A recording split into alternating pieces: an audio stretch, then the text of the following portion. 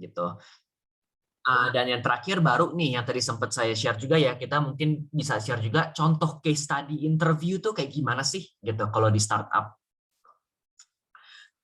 Oke, mungkin dari perkenalan industri nih, mungkin teman-teman juga tahu ya. Jadi startup itu apa? Sebenarnya startup by definition, kalau saya benar-benar ngambil yang bukan formal banget lah gitu ya, tapi yang kita tahu aja in layman terms, perusahaan itu perusahaan yang belum lama beroperasi. Jadi biasanya itu mereka masih dalam fase pengembangan ataupun penelitian gitu. Nah, apakah startup itu selalu berhubungan sama teknologi? Jawabannya tidak, gitu. Jadi memang kalau misalkan kita buat suatu bisnis kecil, gitu ya, yang nggak ada berhubungannya sama teknologi, itu masih bisa diasosiasiin dengan startup. Tapi memang untuk saat ini kita ngelihat banyak banget startup-startup yang bermunculan dan itu pasti diasosiasikan dengan teknologi karena biasanya perusahaan-perusahaan ini tuh mau mendisrupsi tradisional industri yang bersifat tradisional lah gitu. Ya contohnya mungkin saya anggap kayak Grab sama Gojek gitu kan. Grab sama Gojek dulunya kan sebelumnya mereka cuman ojek-ojek aja tuh yang di jalanan gitu.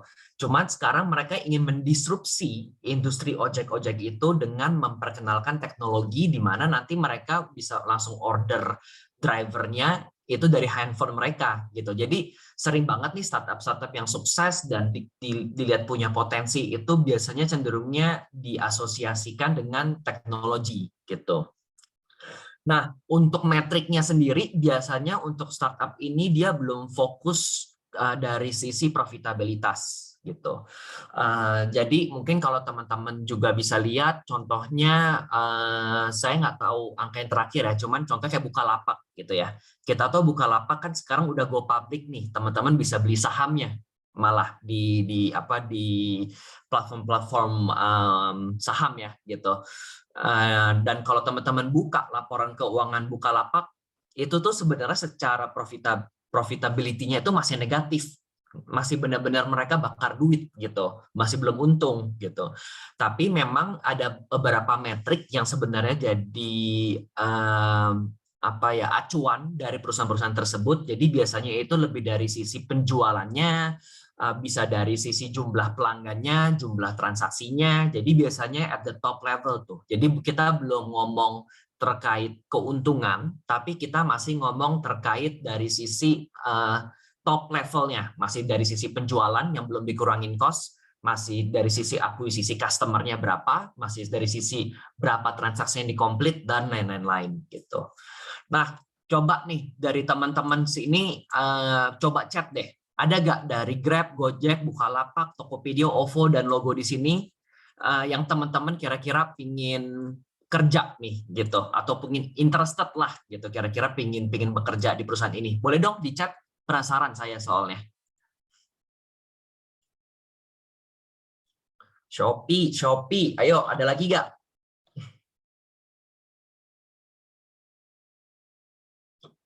Banyak yang Shopee nih.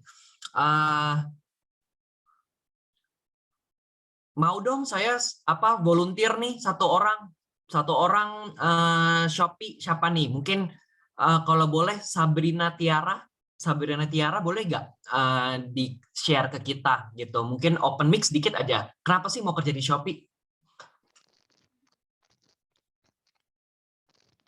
Ya Kak, suara saya masuk. Masuk? Shopee sebenarnya belum tahu terlalu dalam banget sih. Cuma kalau misalkan scroll TikTok tuh banyak konten-konten tentang review-review kerja di Shopee gitu. Kayak lihatnya enak aja gitu. Jadi lebih brandnya saking terlalu banyaknya muncul di TikTok Ya, jadi yang penasaran terlihat tuh deh. Shopee gitu. Oke, Benefitnya juga kayaknya bagus.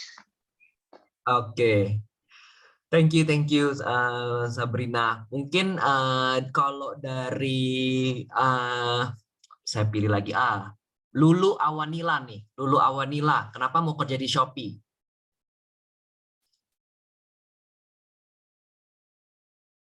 Bisa open mic sebentar, Lulu?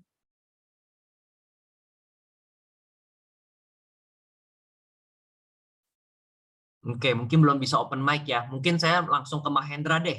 Mahendra, kalau Tokopedia kenapa nih? Gitu. Mungkin yang lain Shopee, tapi Mahendra Tokopedia. Punya ada alasan tersendiri nggak kenapa Tokopedia yang ingin diminati?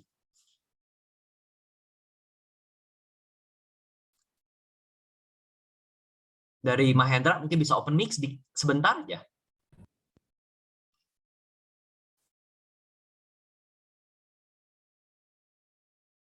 Orangnya udah nggak ada lagi ya. Ya udah nggak apa-apa. Tapi ini ada juga nih, apa aja boleh Kak, tapi kalau emang jurusan perkebunan emang bisa ya Kak startup. Nah, tapi saya suka desain terus juga magang sebagai admin. Nanti kita bahas ini nih, pas nanti itu juga ada di dalam agenda kita. Gitu. Mungkin kita lanjut dulu. Nah, kalau di startup ini sebenarnya jenis pekerjaannya itu role based ya. Jadi balik lagi sama kayak kita kerja di kantoran biasa lainnya. Jadi biasanya itu sesuai dengan gelar pekerjaan kita, job title. Walaupun kadang-kadang bisa berubah sesuai dengan kebutuhan proyek gitu. Jadi mungkin contohnya nih, saya waktu di Grab waktu itu kan tugas saya itu secara title Business Excellence Manager gitu kan. Title-nya seksi nih, Business Excellence Manager. Waktu saya apply job description-nya, itu saya lebih dikasih tahu, oh pekerjaan itu lebih membuat strategi-strategi nih untuk bisnis gitu kan. Ternyata waktu saya nyemplung, karena startup, yang namanya juga startup, masih belum ada yang stabil-stabil banget, saya juga nyemplung juga di bagian finance gitu. Saya melakukan budgeting juga, terus saya juga bantu melakukan marketing. Jadi walaupun ada spesialisnya masing-masing, tapi sebenarnya kerjanya itu bisa jadi apa ya, bersinggungan dengan lini lain, dan itu sering banget terjadi gitu. Nah, untuk lokasi dan jam kerja biasanya of course kalau di startup mereka kerja di kantor yang mereka sendiri ya, kecuali kalau sekarang itu memang masih zaman-zamannya WFH, cuman sekarang beberapa perusahaan pun juga sudah masuk WFO juga nih gitu. Dan ada kemungkinan juga nih untuk teman-teman diterbangkan gitu untuk penugasan. Jadi contohnya teman saya ini baru aja nih yang dari Grab Indonesia, dia terbang ke Grab Singapura gitu untuk sebuah meeting, karena kan Grab itu kan perusahaan internasional ya, Southeast Asia gitu. Jadi ada juga nih kala-kalanya di mana mereka berterbangan gitu ke luar negeri. Untuk jam kerjanya sendiri mungkin teman-teman harus aware nih, kerjanya itu nggak selalu 9 to 5 gitu. Mungkin beda ya dengan perusahaan-perusahaan tradisional yang benar-benar datang harus tank jam 9, terus harus masukin, harus apa ya, check in dulu gitu, terus jam 5 tango langsung pulang gitu. Nah, di startup ini honestly cenderungnya kita nggak bisa selalu tentuin kita kerja jam 9 dan pulang jam 5 gitu. Ada kemungkinan pekerjaan itu kalian meeting terus gitu ya sampai jam 5, pekerjaan itu baru dikerjakan setelah jam 5, dan itu sangat memungkinkan banget gitu. Dan waktu kalian masuk kerja pun juga sebaliknya, itu nggak selalu jam 9 juga, walaupun ya most likely sih pasti jam 9 kalian udah ada meeting ya gitu. Cuman biasanya ada flexibility juga, setengah 10 baru datang, kalau nggak ada meeting itu it's okay gitu. Jadi memang kita di startup itu biasanya nggak stick banget gitu ya, rigid banget dari sisi pulang jam kerjanya dan juga pulang waktunya gitu.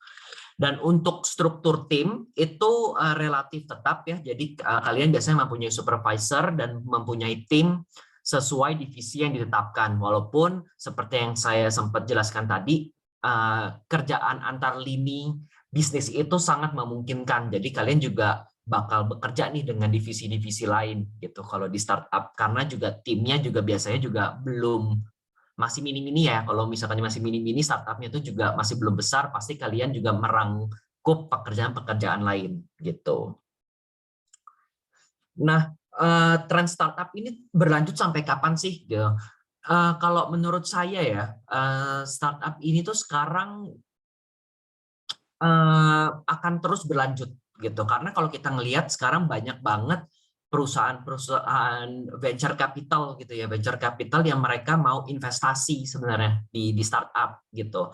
Makanya kita ngelihat kayak Tokopedia dan juga mungkin bukan Tokopedia ya, mungkin kayak Bukalapak contohnya gitu kan. Kayak Bukalapak kita tahu dia masih negatif gitu, tapi walaupun negatifnya belum untung, tapi mereka tuh sudah dapat pendanaan dari investor-investor gitu. Jadi saya lihat sebenarnya trennya ini ke depannya juga akan masih sama gitu ya. Even sekarang venture capital ini mereka sudah mendanai perusahaan-perusahaan yang even bentuknya aja belum ada, baru ide gitu kan. Itu tuh memungkinkan untuk perusahaan itu mendapatkan funding gitu. Apalagi kalau kita ngelihat sekarang banyak teknologi yang bermunculan gitu, yang baru, dan mereka berusaha untuk mendisrupsi bisnis, itu pasti akan lama nih gitu tren startup ini. Nah, kedua, jurusan perkuliahannya itu sebenarnya apa? Mungkin tadi sempat ada yang chat juga nih yang nanya gitu. Jawabannya adalah sebenarnya kalau di startup itu berdasarkan role-nya masing-masing. Jadi pretty straightforward ya. Biasanya kalau mereka yang cari orang marketing, pasti yang mau yang background-nya belajarnya marketing gitu kan. Itu idealnya. Cuman apakah selalu ideal seperti itu? Jawabannya tidak gitu.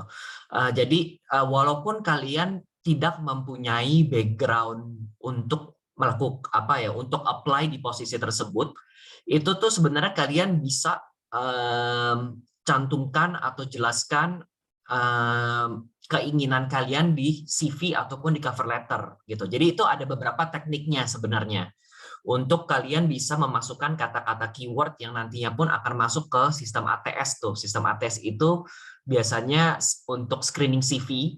Biasanya kalau untuk HR ke screening CV itu biar kayak oke, CV ini yang paling cocok dengan job description kita karena ada kata-kata ini gitu. Nah, itu biasanya bisa langsung di capture sama HR. Nah, ini ada tips and tricksnya sebenarnya. Kalau teman-teman sebenarnya bukan jurusan yang teman-teman belajarin, tapi kalian pengen apply ke posisi yang berbeda, itu of course kalian harus masukin beberapa terms yang ada di job description supaya nanti bisa lolos seleksi CV gitu.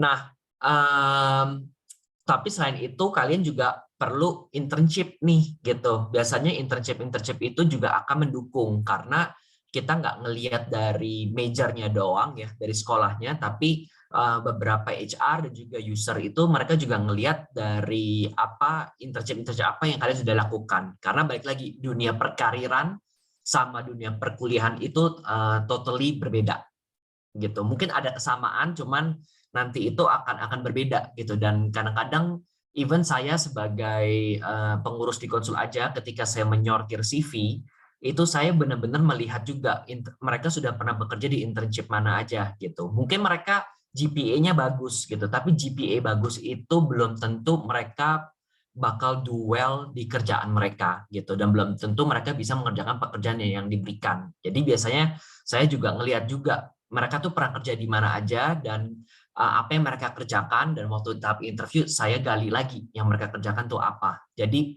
nggak semuanya itu terkait dunia akademis. Jadi buat teman-teman yang masih mikir, aduh, gue salah jurusan nih, ya, jangan panik gitu. Kesempatan itu akan selalu ada, apalagi kalau kalian masih fresh grad ya, itu biasanya masih open walaupun kalian berbeda jurusan. Nah, keuntungannya bekerja di startup tuh apa sih gitu. Nah, yang pertama itu pasti kalian dituntut untuk mempunyai mindset yang sifatnya entrepreneurial ya. Jadi kewirausahaan, punya otak bisnis itu akan sangat diharapkan banget karena balik lagi timnya kecil, kita juga fast pace, dan biasanya kita tuh selalu di-compare dengan kompetitor gitu. Jadi kita ingin nih selalu lebih baik dengan kompetitor tuh caranya gimana sih gitu. Nah, namanya startup juga belum ada yang stabil, jadi kita masih eksperimen terus. Bisa benar, bisa salah gitu, nggak masalah. Yang penting kita do something about it gitu. Beda kalau misalkan kita kerja di let's say BUMN gitu ya, atau multinational company yang sudah besar gitu ya. Nah, itu biasa mereka sudah mempunyai SOP yang tetap, kerjaannya rutin itu aja gitu kan. Kalian cuman pindahin file ini ke sinilah, kalian lakukan analisa inilah gitu. Cuman sifatnya itu dinamikanya itu nggak sebesar kalau kalian bekerja di startup gitu. Makanya untuk kalian mempunyai mindset yang entrepreneurial dan juga untuk be kreatif gitu ya, itu sangat-sangat important. Lalu juga di startup biasanya banyak banget nih anak-anak Generation Z gitu. Kalau saya mungkin dulu saya kan masuknya millennials ya, jadi udah ketahuan umurnya nih gitu. Cuman sekarang sudah masuk anak-anak Generation Z di startup karena balik lagi nih mereka ini biasanya lebih suka yang flexible working hours. Mereka juga lebih suka yang kesannya secara brand itu bagus banget gitu, yang non tradisional. Jadi kebanyakan secara tim itu masih muda semua gitu, masih energetik gitu. Dulu bos saya waktu di Grab itu dia tuh title-nya udah direktur gitu, direktur of Grab Express ya waktu itu. Dan dia umurnya tuh nggak nyampe 35 gitu. Jadi masih di 30-an dan masih energetik banget gitu. Jadi itu yang mungkin buat kita ini millennials dan juga generation Z jadi nilai plus gitu karena kita bisa nyambung ngomongnya gitu.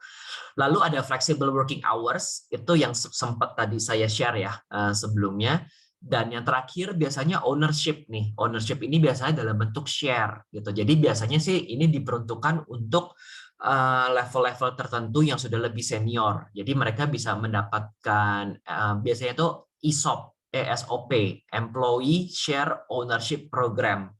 Jadi mereka akan dikasih saham dari perusahaan tersebut atas pengabdiannya lah mereka pada perusahaan tersebut. Terus nanti bisa dijual nih kalau misalkan perusahaan itu nanti sudah IPO gitu. Kayak misalkan di Bukalapak, kalau teman-teman bekerja let's say 5 tahun sebelumnya, ya sekarang kalian mempunyai sahamnya, kalian bisa jual gitu di marketplace. Nah, pertimbangannya startup itu is not for everyone. Itu mungkin the hard truth lah gitu. Mungkin kita suka nih, gue suka nih, gue mau kerja di startup gajinya tinggi, terus orang-orangnya energetic, bla bla bla gitu. Tapi the fact is, it's not for everyone and it's okay gitu. Bukan berarti semua teman-teman di sini tuh harus ke startup karena itu trennya. Mungkin itu yang nggak saya saranin gitu juga. Tergantung dari teman-teman sekarang prioritasnya apa gitu. Jadi mungkin ini ada beberapa checklist nih yang saya sempat ada. Teman-teman nih pingin nggak bekerja dengan jam waktu yang tetap gitu. Kalau kalian ingin bekerja jam waktu yang tetap, maybe startup is not for you. Karena balik lagi, jamnya itu fluktuatif. Saya pernah bekerja waktu di Grab itu sampai jam 2 pagi gitu kan, sampai itu nggak selesai sama tim gitu. Terus nanti jam 8 udah meeting lagi gitu. Jadi itu udah bukan 9 to 5 gitu, balik lagi ya jam kerjanya. Tidak suka dengan cara kerja yang ambigu gitu. Startup everything is ambigu. Kalian harus eksperimen, test here and there, benar atau enggak gitu. Jadi pasti banyak yang enggak jelasnya gitu. Nah, terus poin 3 sama 4, apakah kalian suka bekerja di bawah tekanan enggak atau yang fast pace gitu. Karena startup ini pasti biasanya fast pace dan lumayan lah pressure-nya gitu karena fast pace ini deadline-nya juga pada tight semua gitu. Apakah kalian suka bereksperimentasi dan apakah kalian mudah untuk beradaptasi dengan tim baru atau dengan antar divisi? Balik lagi ya, startup itu biasanya orangnya sedikit, timnya sedikit gitu. Jadi untuk kalian bisa harus saling berbaur dengan tim lain itu sangat very important. Mungkin contohnya kayak saya waktu masuk Grab pertama kali itu waktu COVID gitu, dan saya di Grab 1,5 tahun nggak ketemu siapa-siapa loh, bayangin. Dan saya harus berhubungan dengan 30 orang yang saya bekerja on the daily basis dari divisi-divisi lain. It's an art dan itu susah banget buat saya di 3 bulan pertama karena saya nggak pernah ketemu orang dan saya selalu kalau meeting pasti ya kayak sekarang gitu, kayak webinar, bosen juga sih gitu, dan kita nggak ada personal connection gitu. Nah itu yang mungkin teman-teman juga perlu pertimbangkan gitu. Nah, mungkin saya juga ingin nanya lagi nih dari teman-teman di chat aja deh gitu ya. Dari teman-teman chat, mungkin dari pertimbangan ini kira-kira ada gak nih yang kira-kira masih semangat untuk kerja di startup, atau kira-kira dengan insight ini, waduh saya jadi mau consider option lain nih gitu. Coba nih 30 detik.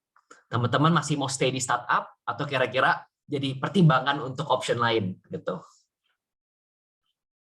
Biasanya orang-orang yang juga ingin sudah berkeluarga gitu ya, yang sudah berkeluarga dini, itu pasti juga biasanya ingin punya penghasilan tetap dan punya work life balance, dan itu terkadang gitu ya, nggak selalu, cuman terkadang itu startup nggak bisa memberikan itu juga gitu.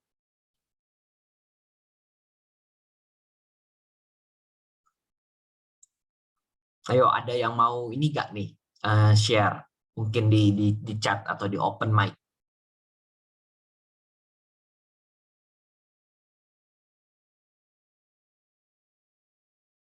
Tetap Rifa, tetap stay. Wah, semuanya masih semangat kayak gitu. Jadi benar-benar generation Z nih, yang bisa beradaptasi ini ya dengan hal-hal yang baru. Oke, lanjut aja. Nah, idealnya kandidat yang dicari HR tuh seperti apa sih kalau di startup gitu. Jadi di sini saya ada 6 kategori gitu ya yang saya perhatikan. Pertama biasanya of course by the way gini, saya dapat 6 ini walaupun saya bukan orang HR, saya ngelihat dari sisi user ya. Misalkan saya apply, jadi saya lihat dari job description yang nanti saya akan kasih contohnya juga gitu ya, dan dari situ tuh nanti kelihatan sebenarnya ada 6 kategori ini yang mencolok gitu. Pertama, biasanya mereka suka nih dari teman-teman yang biasanya lulusan top tier university gitu. Apakah teman-teman yang bukan quote unquote top tier itu bisa masuk? Masih bisa gitu. Cuman biasanya di job description-nya pun ditulis mereka prefer orang-orang yang lulusannya dari top tier gitu tulisannya. Kedua, pasti punya IPK atau punya GPA tinggi gitu. Jadi biasa ditetapin juga ya, rata-rata ada yang 3,5 ke atas gitu. Jadi very very kompetitif juga. Lalu mereka cari kandidat yang mempunyai logical thinker gitu ya. Jadi bisa berpikir secara logis. Keempat, mempunyai jiwa kepemimpinan, leadership. Keenam, ada work experience. Jadi ini pasti related to internship atau mungkin kerjaan sambilan kalian lah, kalian berbisnis sampingan gitu. Juga itu mereka ngelihat. Dan yang terakhir itu English proficiency, karena balik lagi ya, kalau di sarjana tukang pertukangan. Sorry Rahmat boleh di mute. Oke. Thank you. Nah, yang terakhir itu English proficiency. Nah, English proficiency ini believe it or not, di startup biasanya sekarang itu Inggris bukan menjadi suatu bonus, tapi sudah menjadi suatu keharusan gitu. Kalian nggak bisa Inggris, kesannya tuh masih banyak banget kandidat lain yang bisa berbahasa Inggris. Apakah harus fasih banget? Dibilang fasih banget enggak. Tapi to the point, kalian secara working level tuh sudah harus bisa berbahasa Inggris. Karena di Grab itu kalau kita melakukan presentasi itu semuanya dalam bahasa Inggris. Kalau kita melakukan email antar orang itu dalam bahasa Inggris juga gitu. Padahal masih sama-sama orang Indo nih gitu. Tapi apalagi kalau kalian sudah berhubungan dengan orang-orang dari luar negeri gitu kan, yang satu tim. Nah, itu juga bahasa Inggris akan sangat-sangat diperlukan gitu. Jadi cenderungnya tuh mereka suka nih orang-orang yang mempunyai English proficiency yang at least at the working level di startup. Nah, ini salah satu contohnya gitu ya. Saya sempat ambil mereka yang pernah bekerja, mereka yang lagi mencari kandidat di corporate strategy di Grab gitu.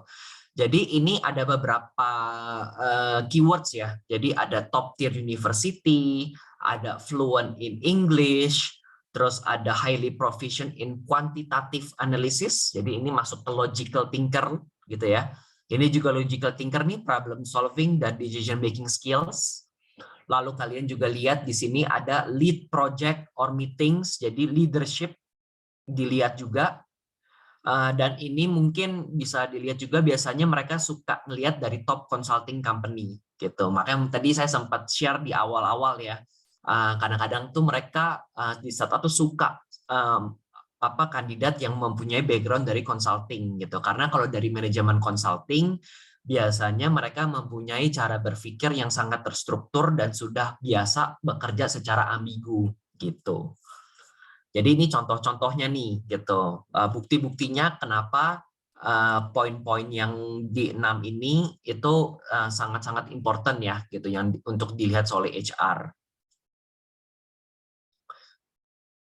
Nah, mungkin sekarang saya ingin serahin ke Juan nih untuk bisa share kegiatan sehari-hari di startup. Silakan Ju. Iya, thank you Kak Mando. Itu pembahasannya udah sangat detail dijelaskan. Nah, ini sangat menarik kalau kita bahas kegiatan sehari-hari atau mungkin dalam tanda kutip singgung sedikit budaya ya. Nah, cuman sebelum saya mulai, coba saya mau tahu deh ekspektasi kalian kalau budaya kerja di startup seperti apa sih? Baru nanti kita coba lihat ya, kita coba klarifikasi, bener nggak sih itu budaya kerja yang terjadi gitu. Mungkin boleh dibantu di chat gitu ya, misalkan oh, aku expect kerjanya bisa dari mana aja atau santai atau gimana kira-kira. Sambil jalan kita lihat bersama gitu ya, kira-kira seperti apa budayanya. Oke, ada yang bilang santai.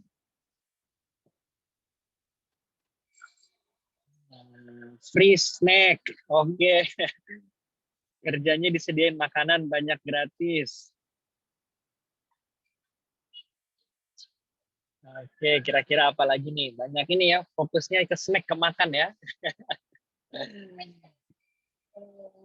Waktunya fleksibel. Oke, waktunya fleksibel. Kita coba tunggu lagi, barangkali ada yang mau menyampaikan. Kantornya comfy, asik, seru, bisa sambil tiktokan. Outfitnya bebas, nyaman. Oke, aku coba bantu ya. Memang secara umum yang dituliskan itu benar to the extent gambaran umumnya seperti itu. Memang kalau kita bicara flexibility, ya memang di startup cenderung waktu kerja lebih fleksibel. Namun ada namunnya. Fleksibel itu dalam arti kata seringkali atau pada banyak kesempatan kita juga dituntut bekerja lewat jam batas waktu kerja normal. Gitu ya. Kalau boleh aku simpulkan, kalau kita bicara budaya itu sebetulnya lebih sifatnya adalah fleksibel dan dinamis. Jadi memang secara pekerjaan pun fleksibel dan dinamikanya itu cukup sering terjadi. Nah, kalau kita bicara gedungnya comfortable, desainnya apa, ya memang karena memang mayoritas secara usia pekerja itu memang usia di generasi milenial, jadi memang suasana kerjanya disesuaikan. Jadi memang di kantornya itu banyak fasilitas. Aku ambil contoh, kebetulan aku di Tokopedia dan pernah ke office, memang banyak fasilitasnya. Di sana tersedia gym. Buat yang punya anak, ada nursery room-nya. Jadi kalau kita kerja, kalau anak istri datang atau suami, ada ruang tempat bermain anak. Terus ada games room, jadi ada mesin-mesin seperti di time zone gitu ya, ada mesin-mesin konsol itu kita bisa disediakan, meja biliar. Lalu yang saya paling kaget itu ada ruang tidur siang. Jadi di sana itu kita ada kayak semacam ruangan isinya kayak bunk bed, kasur-kasur, jadi semua bisa tidur siang gitu ya. Tentunya ya jangan sampai di-abuse atau disalahgunakan ya. Jadi memang seperti itu. Nah sayangnya untuk yang free snack saya belum bisa konfirmasi karena kebetulan lagi masa pandemi itu kontak dibatasi dan snacknya itu tidak tersedia. Tapi kalau saya tanya teman yang sudah join cukup lama, mereka sih bilangnya snacknya ada. Jadi beberapa hari tertentu itu setiap hari Senin atau Jumat dikasih kayak ada yogurt, ada sarapan, breakfast yang memang dikhususkan untuk karyawan. Tentunya first come first serve ya, tidak berarti seluruh karyawan itu disediakan.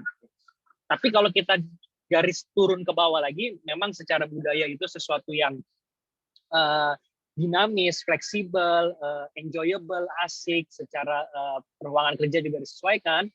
Tapi kalau kita pendetilan lagi ke kegiatan sehari-hari, Kalau kegiatan sehari-hari untuk di startup itu cenderung dia berpola dan repetitif. Nah, karena tadi Armando sampaikan bahwa di sana itu kita kerjanya role based. Jadi memang role tertentu ya sudah kelihatan pekerjaannya seperti apa. Contoh, kalau kita apply role-nya designer, product designer, ya udah kelihatan polanya pekerjaannya seperti apa. Ya pasti tidak seputar di product design. Kita product research, lalu bikin desain produknya seperti apa, diskusi dengan stakeholder dan iterasi. Jadi memang kegiatan sehari-harinya berpola dan repetitif. Walaupun memang dengan siapa kita komunikasi, koordinasi itu dengan usia yang generasi milenial. Jadi mungkin ada lebih sisi fun-nya dapat. Jadi kalau meeting nggak terlalu tense, nggak terlalu boring. Nah, tapi kalau kita bicara kegiatan sehari-hari itu biasanya sudah berpola dan repetitif. Karena balik lagi role based. Nah, kalau bisa disimpulkan lagi mungkin buat teman-teman, kalau untuk level junior atau mid, itu nanti fokusnya itu kepada task, daily, operasional, sesuai dengan role-nya. Nah, tapi nanti kalau teman-teman udah sifatnya higher atau leadership level, itu nanti dia mungkin secara daily operasional udah berkurang. Jadi mungkin fokusnya kepada yang lebih strategik. Nanti udah mulai banyak meeting, udah mulai banyak alignment lintas divisi, cross project, atau lebih sesuatu yang sifatnya lebih strategik.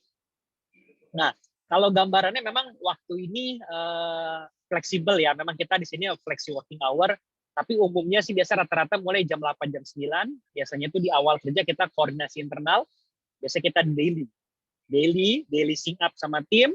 Lalu setelah daily sync up udah kelihatan planning hari ini apa, langsung masing-masing udah tahu operasionalnya seperti apa. Apakah penyiapan laporan, apa bikin desain, dan segala macamnya, atau development. Nanti jam 12 sampai jam 1 itu makan siang. Nah, biasa kalau udah jam 1, jam 2 biasa sih siang sore ada meeting lagi. Ada meeting checkpoint, meeting koordinasi, meeting issue, meeting project update. Nanti dilanjut lagi dengan kegiatan operasional.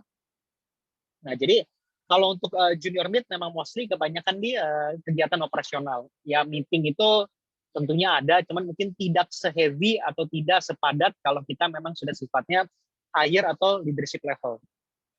Nah, itu mungkin sedikit gambaran untuk kegiatan sehari-hari dan kurang lebih budaya kerjanya seperti apa. Gitu. Nah, mungkin kita bisa masuk ke dalam slide berikutnya. Mungkin Jo pengen nanya sekalian nih, kan ini kan di gambaran kegiatan sehari jam 5 sampai TBD. Kalau di Tokopedia, TBD sampai jam berapa biasanya kerjanya? Nah, biar teman-teman tahu nih. Nah, jadi gini, disesuaikan dengan divisi kerjanya. Ada divisi kerja di Tokopedia, itu kalau kita bicara customer care atau transaction, itu mereka bekerja 24 jam. Jadi mereka kerjanya shift. Ada yang dapat shift-nya dari jam 8 malam sampai jam 7 pagi, ada yang dapatnya dari pagi ke siang, siang ke malam, malam ke subuh. Jadi memang dibagi. Kalau memang dapat divisi yang seperti itu, bahkan libur pun harus masuk, karena mereka sifatnya 24 jam kerja. Ya tentunya dengan kompensasi yang ditawarkan ya. Nah, tapi ada beberapa divisi yang memang santai, dalam arti kata jam 5 selesai. Nah, ada divisi yang mungkin kalau kita marketing event based. Jadi kalau lagi padat event, padat, tapi kalau lagi nggak ada event, sepi. Nah, itu mungkin kayak kita bicara tim corporate affair, corporate communication. Nah, itu kemarin kayak contohnya Tokopedia IPO, mereka kerja lintas waktu karena mungkin harus alignment dengan konsultan di beda negara. Tapi kalau lagi slowdown, mereka slowdown. Ya jam 5 selesai. Jadi memang kalau kita bicara TBD, ya memang se-TBD itu disesuaikan dengan divisi atau tempat di mana nanti teman-teman ditempatkan. Gitu. Tapi kalau boleh saya tarik garis besar sih, kalau kita bicara lemburnya sampai subuh sampai apa, itu very less likely lah. Rata-rata pun kalau lembur ya jam 7, jam 8 rata-rata sih udah cukup gitu ya. Kecuali memang pada kondisi tertentu ya. Jadi work-life balance-nya kalau saya boleh bilang dapatlah dibandingkan dengan kebetulan saya ada pengalaman jadi konsultan, menjadi auditor. Memang secara work-life balance, secara pressure memang lebih enak jalaninnya di startup. Mungkin gitu sih tambahan untuk insight-nya. Siap, Ju. Oke, kita ke next slide. Nah, jadi menarik nih, karena kan kita udah bicara, udah dikupas dengan detail gitu ya, udah tahu startup itu apa, udah tahu budayanya dalam tanda kutip secara high level seperti apa, ekspektasinya gimana, tadi disinggung syaratnya apa. Nah, sekarang mungkin kita masuk ke tahapan seleksinya, karena tadi di awal udah cerita kita ya teman-teman ya. Ada yang mau ke Shopee, ada yang mau ke Tokopedia, ada yang mau ke mungkin ke startup lainnya. Nah, kalau kita bicara seleksinya itu memang cukup panjang. Ada beberapa rentetan proses yang harus kita ikuti. Dan ini kalau saya boleh sampaikan, ini rata-rata bersifat umum. Jadi mostly hampir di startup atau mungkin di perusahaan-perusahaan besar, biasanya tahapannya seperti ini. Jadi tahapan pertama itu dimulai dari tahap CV screening. Jadi ketika itu dimulai kapan sih? Dimulai ketika lowongannya dibuka dan ketika teman-teman submit CV. Apakah via email, apakah upload via web, apakah titip koneksi yang kerja, tapi pasti fase pertama adalah fase screening. Di sini penting nih, karena sebetulnya untuk buat CV itu ada seninya. It's an art for making CV. Nah, itu makanya CV itu banyak orang pikir gampang ya, ternyata gampang-gampang susah. Ada triknya, ada tips and triknya bagaimana CV kita bisa mendapatkan perhatian dari HR. Itu penting, karena di pertama ini kritikal adalah CV screening. Nah, biasanya kalau teman-teman pas di CV screening, baru masuk ke HR interview. Nah, HR interview itu apa sih? Jadi basically, kan teman-teman akan submit CV. Nah, HR itu biasa mereka itu akan mencoba memastikan bahwa apa yang tertulis di CV itu sesuai dengan rekrutmennya, calon rekrutmennya, dengan teori-teori atau dengan yang biasa mereka lakukan. Jadi mereka dari teman-teman berkomunikasi saat di interview HR, mereka sudah bisa menebak apakah yang tertulis di CV itu menggambarkan kondisi sesungguhnya atau memang itu sesuatu yang dalam tanda kutip dibuat-buat atau mungkin dilebih-lebihkan. Nah, jadi kalau HR itu tujuannya adalah perusahaan HR mengenal kandidat, kesesuaian antara kandidat dengan CV-nya, kecocokan antara kandidat dengan kondisi atau role yang ditawarkan. Jadi kalau HR itu mungkin nggak necessarily ngomong teknis pekerjaannya, karena HR nggak tahu. Misalkan kita apply product design, HR mungkin nggak tahu detail product design itu seperti apa, karena memang bukan fokusnya.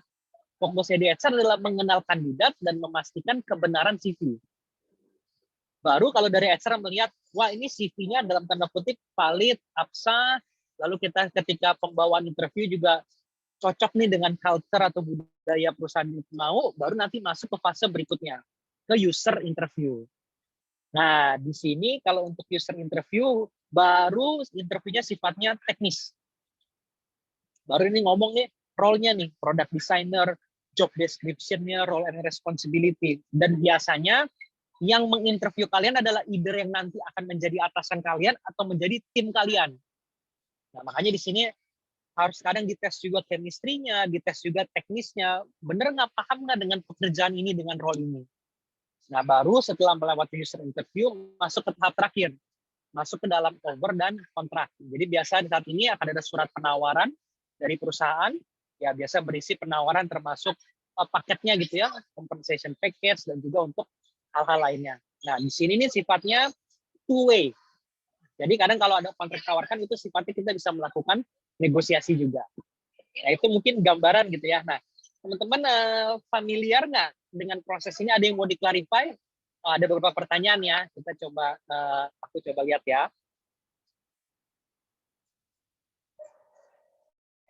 Oke, CV bahasa Inggris akan sebetulnya gini, balik lagi ya, seperti tadi Kamando sampaikan bahwa CV bahasa Inggris itu sekarang tidak lagi menjadi nilai lebih. Jadi bahasa Inggris itu sekarang sebetulnya ya memang sudah jadi sesuatu yang diekspektasikan dari perusahaan atau user. Karena rata-rata perusahaan itu Inggris. Kalau saya boleh suggest, lebih baik CV disiapkan dalam bahasa Inggris. Kenapa? Karena biasanya pun kalau mereka membuka job advertising itu biasa mereka sudah menggunakan bahasa Inggris. Dan nanti kan ada proses ATS ya, screening segala macam. Nah, kalau saya boleh sarankan, CV itu baiknya jika bisa dalam bahasa Inggris. Gitu. Tapi tidak menutup kemungkinan, CV ku bahasa Indonesia ya tidak apa-apa juga gitu. Tapi kalau boleh saya kasih suggest, baiknya menggunakan bahasa Inggris. Gitu. Kira-kira ada yang mau bertanya lagi? Kita sambil jalan ya. Kita sambil jalan, mungkin ke slide berikutnya. Nah, ini ya beberapa catatan ya. Terlihat step-nya mungkin sedikit ya. Step-nya cuma 4 atau 5 tadi. Screening, interview HR, interview user, kontrak, offer. Tapi sebetulnya prosesnya itu panjang karena ada turunannya. Contoh, interview HR itu bisa lebih dari 1 kali. Kalau misalnya dilihat, ternyata bisa lebih dari 1 kali. Dan juga transisi dari HR ke user, biasanya itu pada beberapa kesempatan juga ada tes tertulis. Nah, makanya nanti mungkin teman-teman kalau dapat startup, kok aku diminta bikin case study atau tes tertulis ya? Nah, itu memang bagian dari tahap yang harus dilalui. Nah, tes tertulis juga termasuk mungkin ada yang tes bahasa Inggris, ada yang mungkin tes TOEFL, IELTS, bisa juga diminta, atau mungkin tes psikologi. Nah, kalau juga sama nih, kalau kita bicara interview user, itu juga biasa dilakukannya 2 kali. Ya, dan itu memang fokusnya itu udah ke role and apply. Nah, termasuk di dalamnya juga ada studi kasus. Nanti studi kasus kita akan bahas secara terpisah. Karena sekali lagi, begitu user interview pas dan masuk ke kontrak, biasa ada 1 tahapan lagi, tahapan background dan medical check. Baru masuk ke offering dan kontrak.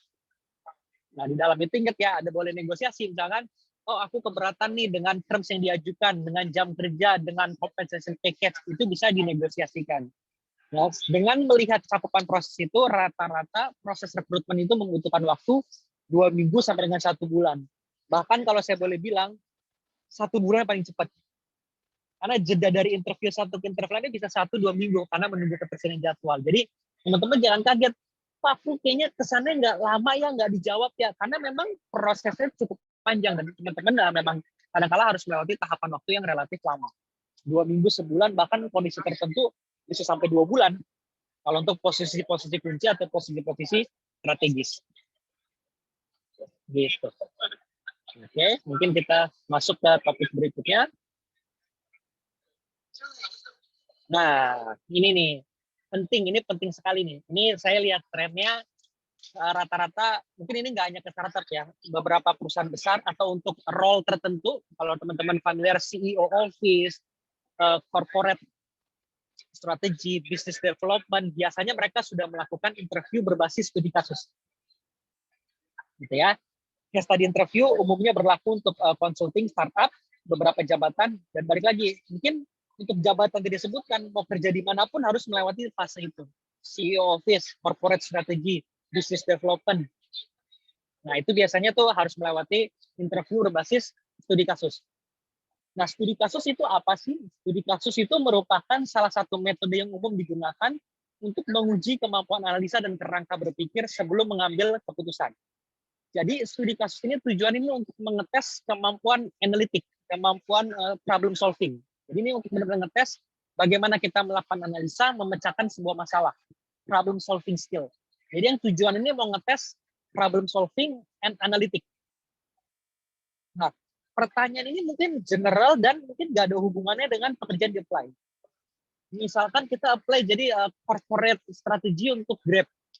Pertanyaannya mungkin nggak ada hubungannya sama Grab itu gitu. Dia bisa tanyanya mungkin berapa user handphone di Indonesia. Itu mungkin masih ada hubungan karena kita bicara startup Grab, ride hailing gitu kan. Tapi kadang dia tanyanya bisa aneh-aneh.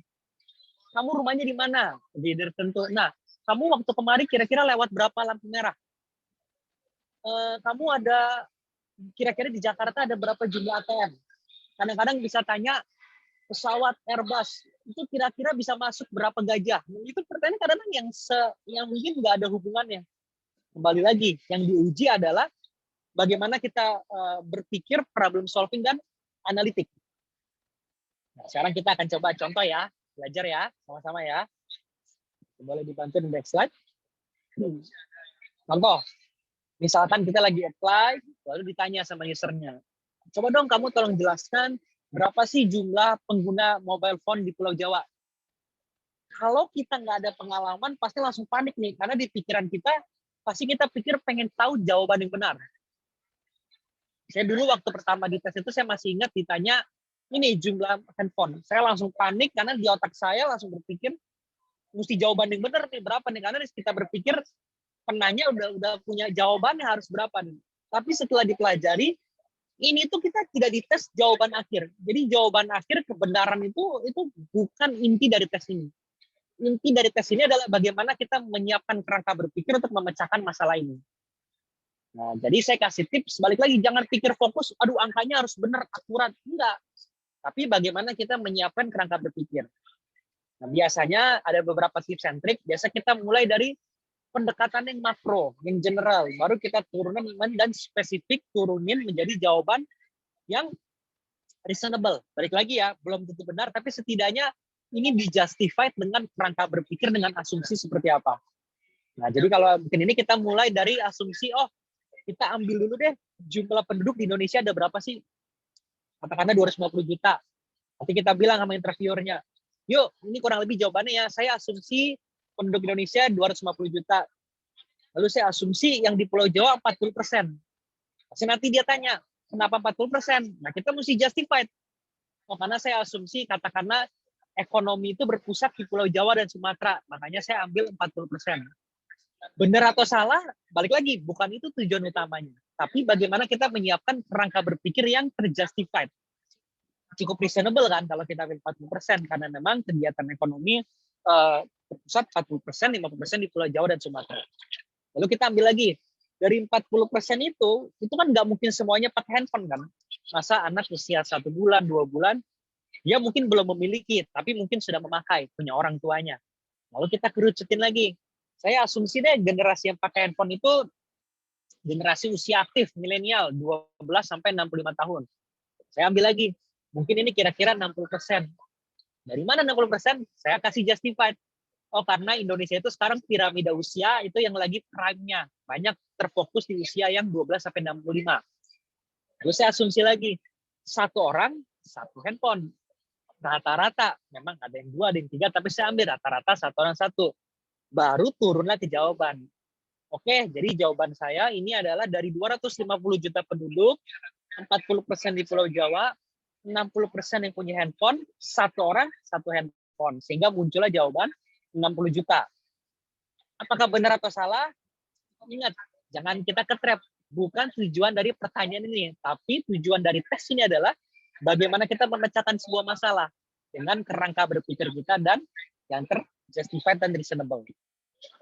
Nah, ini jadi teman-teman jangan kaget ya nanti kalau interview kerja ada ketemu interview yang sifatnya seperti ini, studi kasus. Dan jangan kaget mungkin pertanyaannya bisa aneh gitu ya.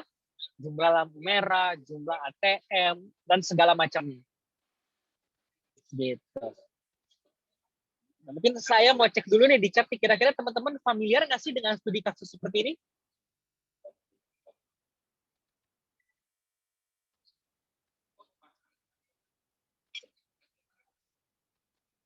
Oh, baru tahu ya. Oke, jadi ya memang ini cukup baru ya untuk interview berdasarkan studi kasus. Memang ini biasanya common-nya itu di dunia konsultan. Manajemen konsultan biasanya cukup familiar, tapi sekarang ini sudah mulai diberlakukan untuk di startup dan bahkan bukan startup. Balik lagi ya, jabatan tertentu kayak tadi kalau kita bicara CEO office, business development, corporate strategy, corporate development. Nah, itu biasanya tuh udah mulai mengadopsi interview berbasis studi kasus juga. Mungkin masuk ke slide berikutnya. Terakhir ya. Nah, di Konsol aja itu kita menyediakan khusus layanan untuk berlatih studi kasus. Karena memang banyak orang itu nggak tahu. Sehingga akhirnya mereka kaget ketika interview, ketemu pas interview studi kasus. Nah, yang ada beberapa tips nih. Yang pertama, persiapkan diri. Ya, jadi kalau habis ditanya, kalau memang kita butuh waktu, ya kita bilang, maaf Pak, Bu, terima kasih pertanyaannya. Saya minta waktu ya, 1 menit, 2 menit untuk menyiapkan strategi saya untuk sebelum menjawab pertanyaannya. Lalu mulailah dengan pendekatan makro dan persiapkan beberapa asumsi yang mungkin berhubungan dengan jawabannya. Asumsi aja nggak apa-apa. Yang ketiga, jangan panik. Karena user nanti akan dia terus challenge. Oh, kenapa begini? Kenapa begitu? Kenapa Pulau Jawanya 40? Kenapa nggak 50%? Dan lain sebagainya. Tapi balik lagi, ada justification-nya, ada justified-nya. Karena ingat, jawaban akurat bukanlah tujuan dari studi kasus ini. Yang terakhir, itu pentingnya berlatih untuk mempertajam cara berpikir dan kemampuan analisanya. Berlatih, itu sekarang resource-nya banyak kok. Ya kalau search di Google, consulting 101 segala macam, biasa itu udah ada beberapa contoh studi kasus gitu ya. Nah, itu mungkin dari paparan dari sedikit dari saya melanjutkan gitu ya mengenai startup. Nah, mungkin kalau saya nggak salah, kita masuk ke sesi Q&A ya, mungkin ya, Kamado atau panitia.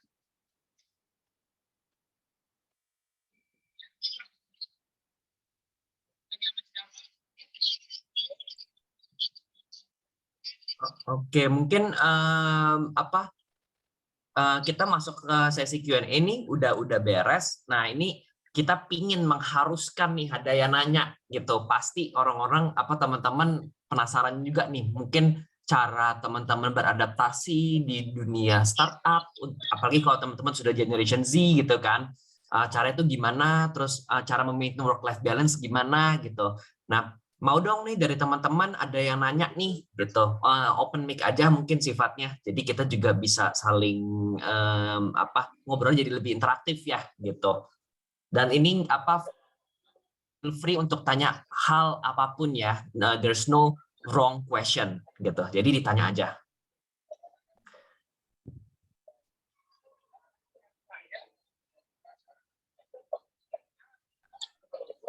Ya, untuk peserta boleh nanya-nanya karena berharga banget kesempatan ini, jadi kita punya persiapan lebih dalam kan, apalagi rata-rata ini mahasiswa, jadi buat persiapan buat masuk kerja bagi yang mau pengen startup bisa banget harus nanya. Boleh izin bertanya Kak, aku sebagai moderator? Silakan. Boleh dong. Aku ini sih ke highlight sama kantor sendiri. Nah, apakah kita generasi Z atau milenial punya kesempatan untuk bisa membangun startup sendiri? Nah, biasanya kalau emang bisa, kemampuan apa yang harus dimiliki gitu? Oke, mungkin ini saya bisa ambil question ini ya. Apakah Generation Z bisa membuat startup? Jawabannya bisa, gitu. Jadi ya saya udah nggak masuk Generation Z ya, saya masuknya milenial gitu.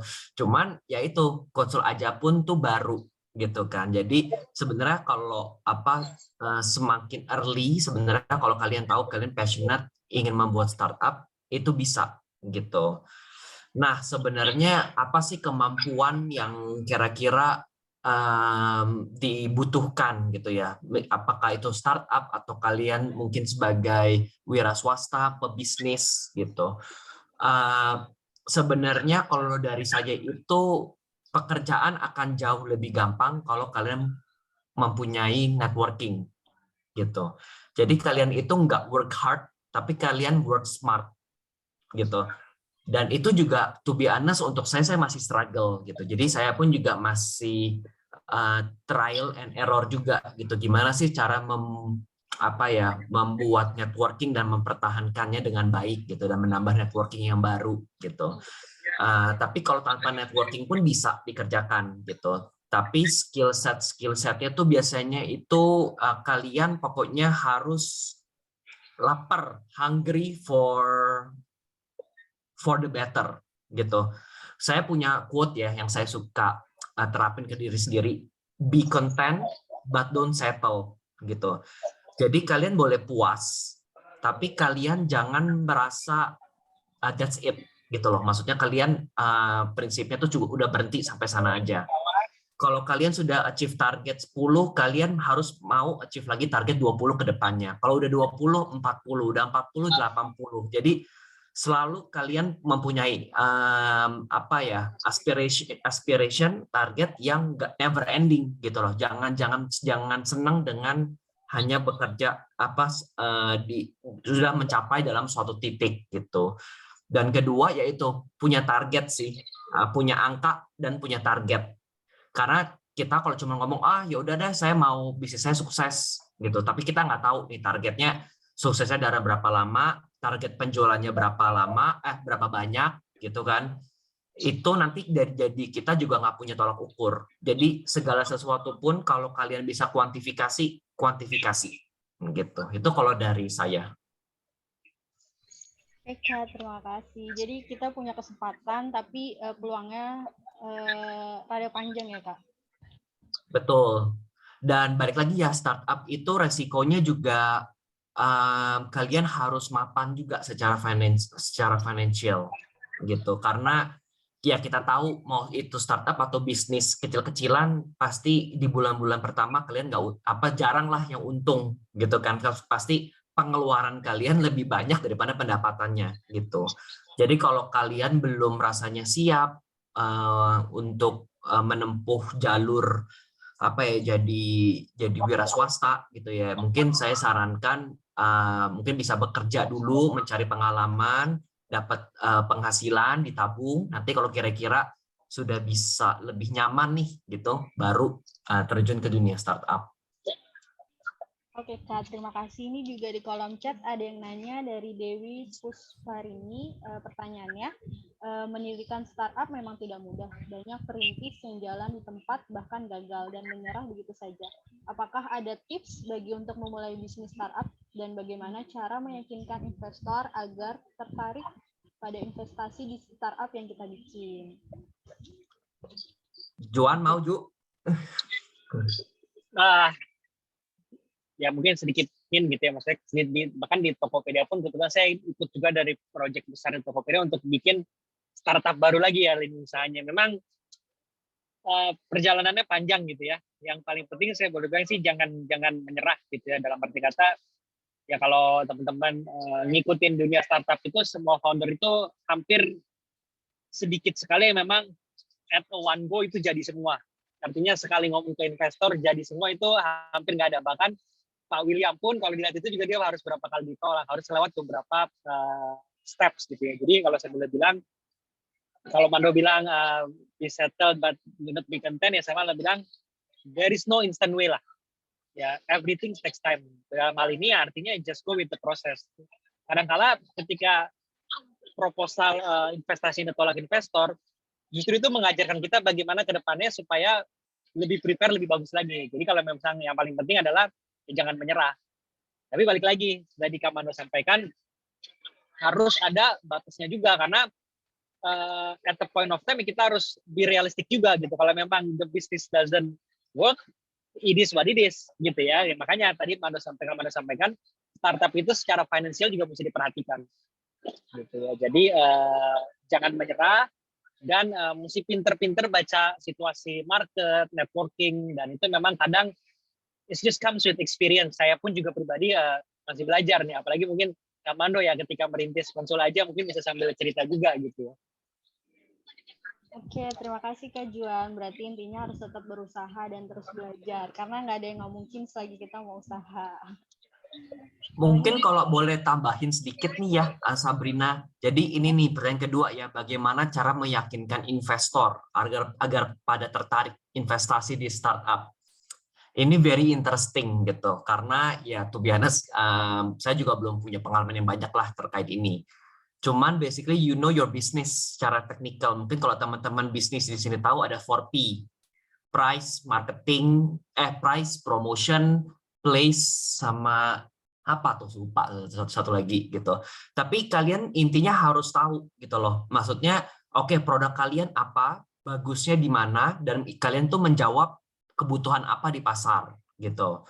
Lalu dari sisi price juga kalian juga harus tahu kalian ini sebenarnya market ke target market yang mana, terus kompetitor kalian itu juga siapa aja, dan mereka itu bagusnya di mana, kelebihannya gitu. Jadi kalian tuh juga harus tahu, nggak cuma dari bisnis kalian doang, dari sisi produk, dari sisi price-nya, dari sisi distribusinya, tapi even kalian juga harus tahu kompetitor gitu in general. Itu yang kalau kalian pingin meyakinkan ke investor kalau sebenarnya I know what I'm doing gitu. Karena kalau kalian cuma tahu bisnis kalian sendiri tapi kalian nggak ada tolak ukur kan, misalkan oke, penjualan kalian misalkan kalian kasih harga 50.000 gitu. Kalian ngomong 50.000 murah. Tapi murah itu dibandingkan apa gitu loh. Apakah kalian pernah melakukan survei yang bilang 50.000 itu di customer murah? Apakah kalian pernah bandingkan dengan kompetitor gitu. Jadi you have to know the business inside out. Nggak cuman bisnis kalian, tapi kalian juga harus tahu di marketnya. Itu yang bikin investor kira-kira tertarik untuk bisa proses ke next step-nya lah. Oke, terima kasih Kak Armando. Di kolom chat juga ada yang bertanya lagi. Ini kira-kira untuk berapa orang lagi Kak kesempatan untuk nanya? Kayaknya ada 2 orang lagi. Apakah tetap masih mau diterima? Boleh, kita mah terima sebanyak mungkin. Oke, di kolom chat juga ada yang nanya, kalau kita melamar di startup, ya kita sebagai fresh grade dan belum memiliki pengalaman internship, apakah akan kalah saing dengan mereka yang memiliki pengalaman internship banyak? Saya bantu jawab ya. Jawabannya tidak bisa mengatakan menang kalah. Jadi itu nggak ada menang kalah. Jadi misalkan ketika pengalaman internshipnya mungkin tidak ada, tapi kita akan melihat aspek lainnya juga. Apa sih yang kita perhatikan? Satu, akademis. Kita juga melihat akademisnya seperti apa. Lalu yang kedua, keaktifan organisasi. Mungkin dia nggak punya internship, tapi mungkin aktif di kemahasiswaan. Mungkin networking-nya banyak. Nah, itu juga menjadi sesuatu yang diperhatikan. Jadi, jangan berkecil hati. Tapi kalau saya boleh suggest, memang harus diakui ketika punya internship itu memberikan nilai tambah. Tapi bukan berarti 100% guarantee. Ya, jadi jawabannya selagi ada kesempatan internship, ya ambil. Tapi kalaupun memang tidak ada, jangan berkecil hati. Masih ada area-area yang bisa dikembangkan juga. Nilai akademis, keaktifan organisasi, sertifikasi, komunitas, misalkan join di komunitas seperti ini juga di CV jadi sesuatu yang memberikan nilai tambah, gitu ya. Walaupun memang kalau ada kesempatan mengambil internship, ya lakukan. Itu lebih memberikan nilai tambah lagi. Itu sih mungkin ya. Oke Kak, terima kasih Kak Juan. Ini juga ada yang raise hand, Kak Faiza. Boleh unmute Kak? Oke. Sebelumnya selamat siang untuk para moderator, Kak Armando, Kak Juan. Perkenalkan, nama saya Fazadil dari Farzangi.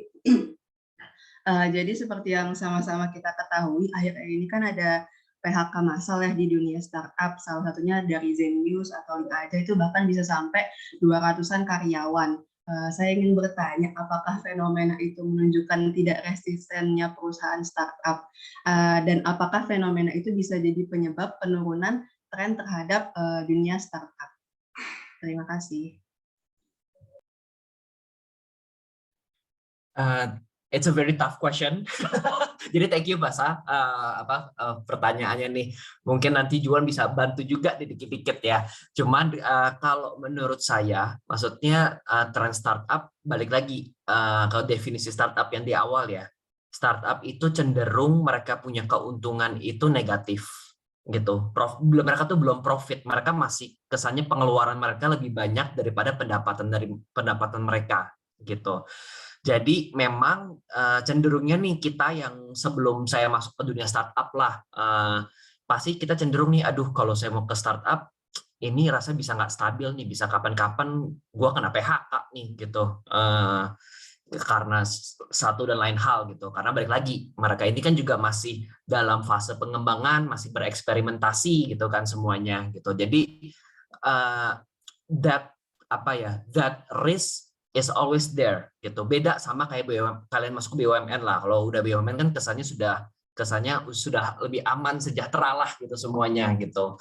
Jadi ya, itu resiko yang perlu diambil gitu. Apalagi kalau kemarin pas COVID gitu kan. Pas COVID pun di Grab itu kita ada layoff. Terus di kompetitor kita we know di Gojek juga ada layoff gitu. Karena itu benar-benar impact banget ke pendapatan kita gitu secara perusahaan lah gitu ya. Dan kalau kita nggak melakukan layoff itu bakal udah negatif, itu nanti negatifnya benar-benar bisa negatif banget, lebih negatif banget lagi gitu. Nah tren kedepannya kayak gimana? Kalau menurut saya balik lagi, kalau namanya startup tadi saya bilang even sekarang ada perusahaan venture capital yang mereka mau believe in an idea.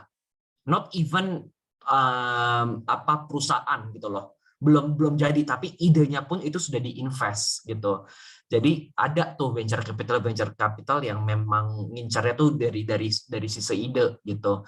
Tapi itu ya balik lagi, itu nggak menjamin employment stability lah gitu untuk kedepannya. Jadi untuk teman-teman juga perlu melakukan pertimbangan nih gitu. Kalau misalkan teman-teman melakukan dapat offering dari startup gitu kan, ya kalian harus bear that risk juga gitu loh. Kalau misalkan kalian itu resikonya untuk misalkan ya amit-amit gitu, ada layoff, ya itu kalian ada resikonya untuk menjadi salah satunya gitu. Mungkin dari Juan ada tambahan nggak, Juk nih? Ya, kalau saya ngelihatnya gini sih, sekali lagi ya, saya bukan pro startup atau gimana, tapi perlu dilihat gini, namanya risiko bekerja itu sama orang itu adalah namanya risiko layoff PHK. Dan itu sebetulnya tidak hanya berlaku di startup, di semua perusahaan itu memang kadang-kala risiko kita bekerja adalah PHK. Nah, tapi yang menurut saya mislead gitu ya, kita sudah selalu sering mengasosiasikan kalau terjadinya PHK itu berarti sesuatu, it's a bad sign. Padahal in real itu sebetulnya tidak selalu case seperti itu. Kadang-kala ada pertimbangan bisnis, ada pertimbangan strategik di dalamnya. Ada pertimbangan hal-hal yang mungkin nggak necessarily harus ujungnya itu layoff itu bangkrut, enggak. Kadang ada pertimbangan bisnis, misalkan ada satu lini usaha bisnis yang mesti ditutup karena memang it's not growing. Nah, itu kan nggak berarti satu tutup satu usaha artinya the whole company itu doesn't work. Ya kan, kita ambil contoh, kita misalkan F&B company, ada launch produk baru, mungkin nggak jalan gitu kan. Tapi bukan berarti the whole company itu doesn't run well. Nah, jadi mungkin yang perlu diperhatikan itu. Dan yang kedua, kita sudah selalu sering mengasosiasikan kalau PHK itu artinya ya udah layoff gitu. Ya, enggak, sebenarnya PHK itu yang dilakukan pun itu sesuai dengan kebijakan Kementerian Tenaga Kerja. Jadi kalaupun terjadi PHK itu sesuatu yang memang sesuai dengan Kementerian Tenaga Kerja. Artinya apa? Memang di dalamnya sudah ada peraturan yang harus diikuti. Jadi bukan yang kesannya kayak buruh sepihak pecat besok keluar, ya enggak. Semuanya itu udah melewati proses tatanan yang memang seyogyanya atau selazimnya dilakukan. Nah, jadi itu mungkin ya. Jadi balik lagi, kalau ditanya tren sih, saya pribadi ya memang terutama ini sekarang cenderung karena agresif perang antar negara gitu ya. Jadi memang COVID segala macam memang trennya downside. Kita anticipate itu terjadi, tapi yang paling penting don't get ini juga, maksudnya ya PHK-nya memang dunia ada, tapi ya harus dilihat dari banyak aspek gitu ya. Jadi nggak bisa hanya melihat dari satu sisi aja. Paling itu sih tambahannya. Oke, terima kasih untuk Kak Juan dan Kak Armando. Di kolom chat juga ada 2 pertanyaan. Pertama dari Zafir Rizky, pertanyaannya, untuk fresh grade apa saja sih Kak hal terpenting yang harus diperhitungkan untuk mempertimbangkan mulai karir antara perusahaan startup? Oke, paling kalau saya boleh bantu, yang pertama adalah passion. Kamu passionnya apa? Jadi jangan fokus itu kerja, ya again ya perusahaannya apa, ya memang penting, tapi carilah passionnya di mana. Karena bisa jadi di passion yang kamu mau mungkin nggak ada startupnya, langsung ada corporate, which is nggak salah juga gitu ya. Karena memang tadi kamu ada sampaikan startup is probably not for everyone. Ya, memang kalau tadi ada checklistnya apakah kamu suka apa. Jadi memang it's not always about startup. Jadi yang paling penting passionnya di mana, di area apa, di bidang apa, gitu ya. Dan yang kedua, cara tahunya gimana kalau kita versi kan? Itu kembali lagi, cara tahunya adalah cobalah dengan intensif, cobalah perbanyak networking, ya pergunakan fasilitas yang ada. Ya, di Konsul aja salah satu dokumennya kita di provide layanan itu supaya tahu dunia kerja apa sih, role ini kerjanya ngapain segala macam gitu ya. Dan yang terakhir, aktif juga di organisasi kemahasiswaan. Ya, biasanya kalau kita aktif banyak proyek atau apa, jadi bisa lebih familiar nih, oh startup tuh begini dan segala macam. Mungkin itu dari saya sih. Kalau dari Armando mau menambahkan? Cukup, Ju. Ya mungkin kalau nambahinnya list ini lah. Sebenarnya kalau dia di samping passion ya, kalian ya checklist list ini kalau misalkan memang dirasa ada yang nggak sesuai, ya itu mungkin red flag gitu kan. Untuk kalian mungkin coba, mungkin corporate itu salah satu option. Tapi kalau menurut saya kalian apply dulu aja. Nanti waktu kalian masuk ke tahap interview pun kalian bisa menilai sendiri, bisa langsung ngobrol dengan usernya, culture-nya di startup-nya dan juga culture di corporate itu bagaimana gitu. Oke Kak, terima kasih. Aku mungkin mau menanggapi ya Kak. Kan tadi Kakak bilang sesuai passion. Tapi kalau misalkan passion kita A, tapi kesempatan kita untuk mencoba nggak ada passion kita. Dan aku pun tadi terhighlight kalau interview itu yang penting pengalaman. Nah itu gimana Kak? Tetap mencoba kesempatan tapi tidak sesuai passion kita atau tetap nunggu passion kita? Itu memang sulit ya, dilema ya. Maksudnya ya, ya kalau saya sih di balance aja gitu ya. Misalkan ya kita set targetnya aja. Misalkan kita buka kesempatan 3 bulan, 6 bulan gitu. Kalau memang 3 bulan, 6 bulan yang nggak ada ya kita boleh cari backup plan-nya. Gitu ya. Tapi kalau saya boleh bilang dahulukan apa yang menjadi passion, karena saya rasa sebenarnya kesempatan itu selalu terbuka gitu. Tinggal bagaimana kita menstrategize dan memprioritisasikan aja sih. Tetapi ya biasanya kita bikin time frame aja. Misalkan udah sekian, kalau nggak ada kita make the call, mau di extend atau memang kita coba gitu. Karena kalaupun kita coba kerjaan dan ternyata kita nggak suka, kita selalu bisa mencari lagi gitu kan. Karena kan nggak ada batasannya gitu. Memang secara teori nggak ada batasan kan. Kamu kerja itu harus berapa lama, nggak boleh cari. Itu kan memang kembali ke kita. Ya walaupun memang disarankan kalau bisa bekerja itu jangan terlalu sering berpindah. Oke Kak, terima kasih. Apakah masih menerima pertanyaan Kak? Ada satu lagi nih di kolom chat. Boleh satu lagi nih. Oke, ini terakhir ya. Ini dari Ica, pertanyaannya. Sekarang banyak banget nih startup opening internship, tapi unpaid. Dan kadang-kadang beban kerjanya terlalu banyak. Fenomena ini menurut Kak Armando dan Kak Juan gimana? Betul banget, Kak.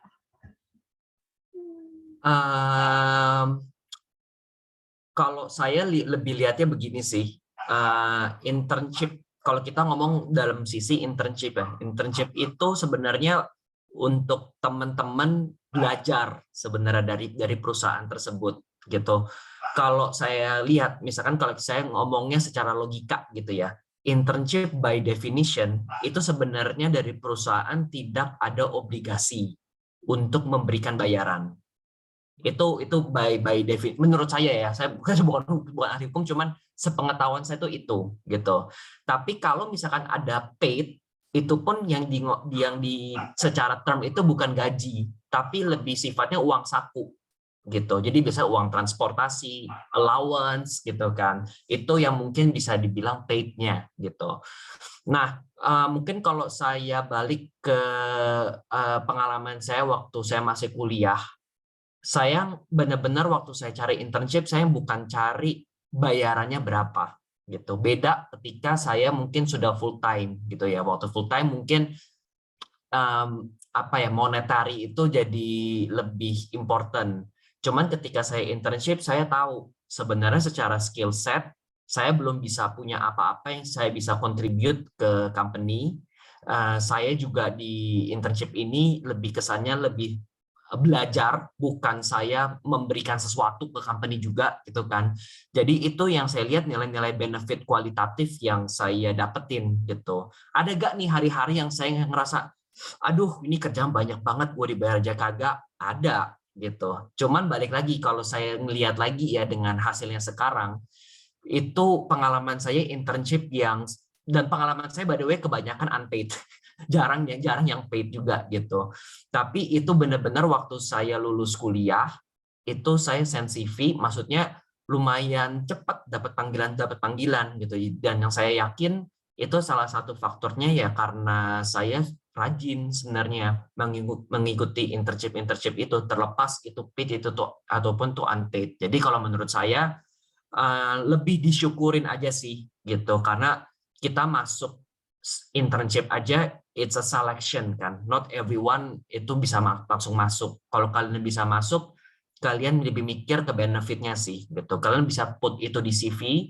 If kalian kerjanya bagus, kalian bisa minta recommendation letter dari supervisor kalian.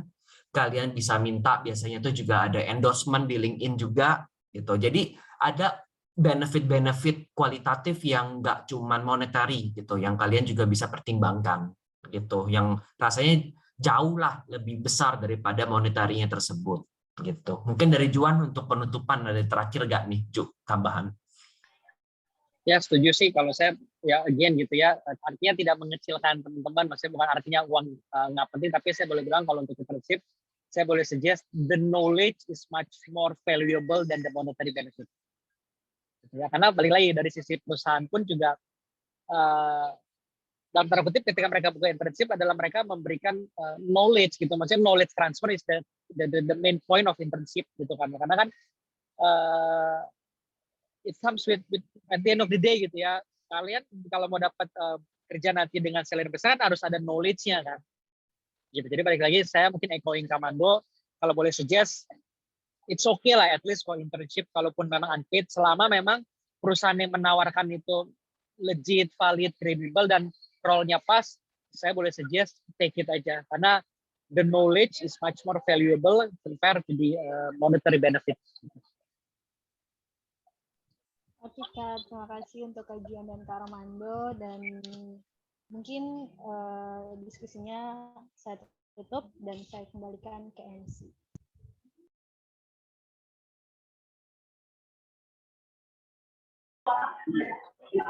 Baik, terima kasih atas materinya yang sangat menambah pengetahuan dan pengalaman kita dari sharing-sharing dari Mas Armando dan Mas Juan. Untuk sesi selanjutnya nih, sebelum acara ini berakhir nih, kami selaku panitia ingin menyerahkan sertifikat kepada para narasumber yang sudah memberikan waktunya untuk diskusi kali ini.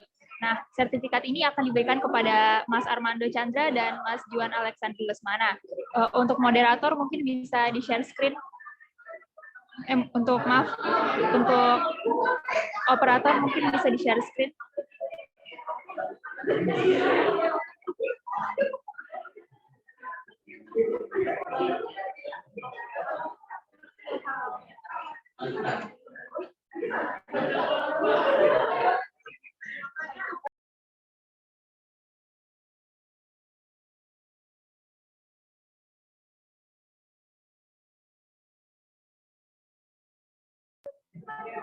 Oke, baik, pertama dari Mas Armando Chandra terlebih dahulu. Ini kita sekalian dokumentasi ya. Untuk operator mungkin bisa di screenshot. 1, 2, 3. Baik, selanjutnya untuk Mas Juan.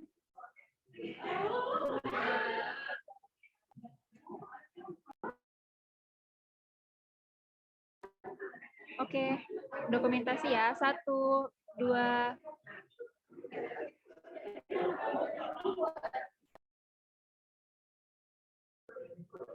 Untuk selanjutnya dokumentasi untuk para peserta.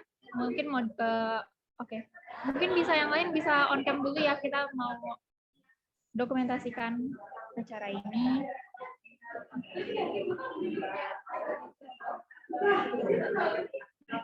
Ayo teman-teman yang bisa on cam.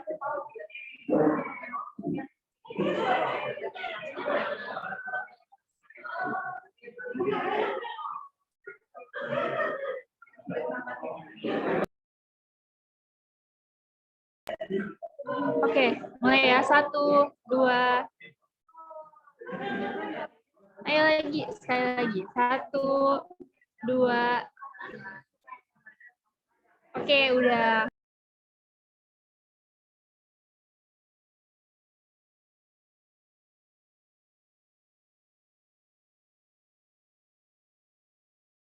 Maaf, Haufa, masih kayak. Oke, maaf. Terima kasih atas antusiasme dan energi serta atensi para narasumber dan teman-teman semua yang aktif banget ya tadi tanya jawabnya, terus juga dapat insight yang baru, insight yang menarik, dan makasih banget udah hadir di acara KF Talks ini dari awal hingga akhir. Nah, semoga pengetahuan yang udah diberikan oleh para narasumber tadi, Mas Juan dan Mas Armando, pada siang hari ini bisa memberikan insight yang bermanfaat, terutama untuk teman-teman yang ingin atau tertarik bekerja di startup ataupun memulai startup. Nah, terima kasih juga untuk seluruh pihak yang sudah mendukung berjalannya acara KF Talks pada siang hari ini. Ada dari pihak media partner dan collaboration partner, yaitu konsul.aja.id, Lembaga Pers Mahasiswa UIN Jakarta, RDKFM UIN Jakarta, Journal Liberta, Lembaga Pers Mahasiswa Jurnalistik UIN Jakarta, dan Jurnalis Televisi UIN Jakarta.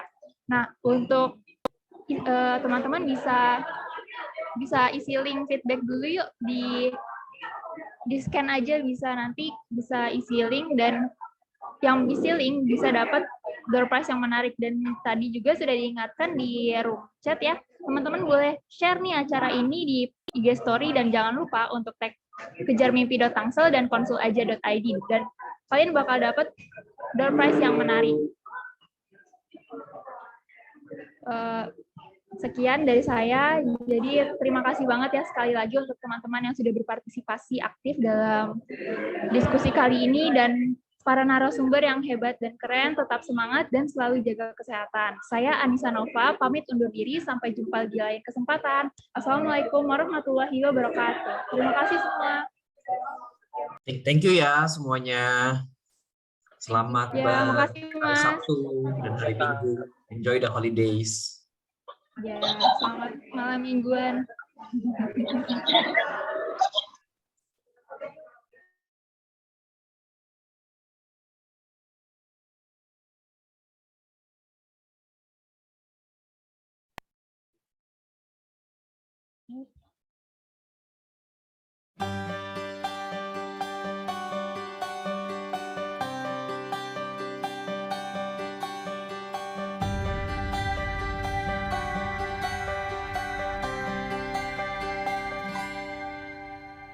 Andaikan aku bisa melayang jauh, berteman langit lepas.